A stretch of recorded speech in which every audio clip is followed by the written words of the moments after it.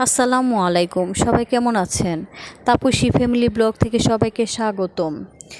এই সকালবেলা শুক্রবারের সকালে ঘুম থেকে উঠেই সকালে নাস্তা করব, তাই কিছু রুটি বানিয়ে নিলাম। এই রুটিগুলো একে একে ভেজে নিচ্ছি আমি। আগের রাত্রের গরু গোশতের ঝুল ছিল, ওই দিয়ে সকালে নাস্তাটা সেরে নিব। মেয়েরা বলছে যে মা, যে রুটি খাবো না, পরোটা বানিয়ে দাও, কিন্তু তার সম্ভব না, কারণ আমি অলরেডি অনেকগুলো রুটি বানিয়ে নিয়েছি, সেজন্য আর পরোটা বানানো সম্ভব না। তাই মেয়েদের বললাম যে তেল দিয়ে পরোটা সিস্টেম করে রুটিগুলাই ভেজে দেই, এগুলা খেয়ে নেও। তাই শুনলো মেয়েরা, বললো যে ঠিক আছে, তাই ভেজে দাও।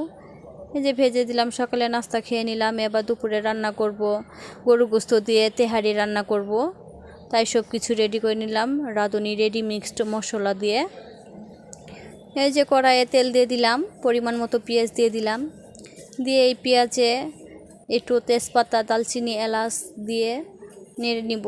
পেঁয়াজটা বাদামি কালার হয়ে আসলে এর সাথে একটু আদা আর রসুন পেস্ট দিয়ে দিব। এই যে আমি আদা আর রসুন পেস্ট একটু দিয়ে দিলাম। দিয়ে এটা একটু ভাজা ভাজা করে এর ভিতরে আমি দিয়ে দিব রাঁধুনি মিক্সড মশলাটা দিয়ে দিব। দিয়ে এই মশলাটা নেড়ে চেড়ে যে আমি এই যে রাঁধুনি মিক্সড মশলাটা আমি দিয়ে দিলাম। দিয়ে একটু নেড়ে চেড়ে আগে থেকে ধুয়ে রাখা গরু গোশতটা এর সাথে অ্যাড করে দিব। এই যে আমি অ্যাড করে দিলাম। দিয়ে তারপরে একটু পানি দিয়ে গোশতটা কষানোর জন্য রেখে দিলাম। এই গোশতটা আমার কষানো হয়ে গেছে। এখন এই যে দেখেন তেল উঠে গেছে। এখন আমি পরিমাণ মতো ঝোল দিয়ে দিব গোশত সিদ্ধ হওয়ার জন্য। এই যে আমি পরিমাণ মতো ঝোল দিয়ে দিলাম। গোশতটা এই ফাঁকে সিদ্ধ হতে থাকুক, আমি এদিক দিয়ে আমি চাউলটা ধুয়ে পরিষ্কার করে রেডি করে নিই। এই চাউলটা আমি ধুয়ে নিলাম, ধুয়ে একটা খাঁচিতে পানি ঝরানোর জন্য উঠিয়ে নিব। এই যে আমি ফাইনালি উঠিয়ে নিলাম চাউলটা। উঠিয়ে এই ফাঁকে আমার গোশতটাও সিদ্ধ হয়ে গেছে, ঝুলটা মাখা মাখা হয়ে গেছে। এখন আমি ঝুলে থেকে গোশতটা আমি আলাদা করে আলাদা পাত্রে উঠিয়ে নিব। এই যে আমি গোশতটা আলাদা পাত্রে আমি উঠিয়ে নিলাম। নিয়ে ওই গোশতের ঝুলে আমি পরিমাণ মতো পানি দিয়ে দিব চাউলটা সিদ্ধ হওয়ার জন্য।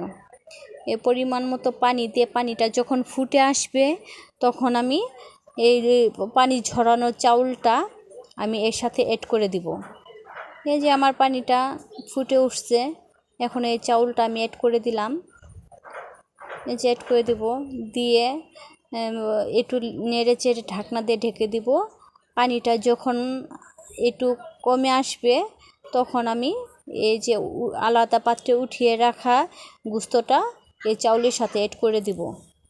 এই যে আমি ফাইনালি অ্যাড করে দিলাম।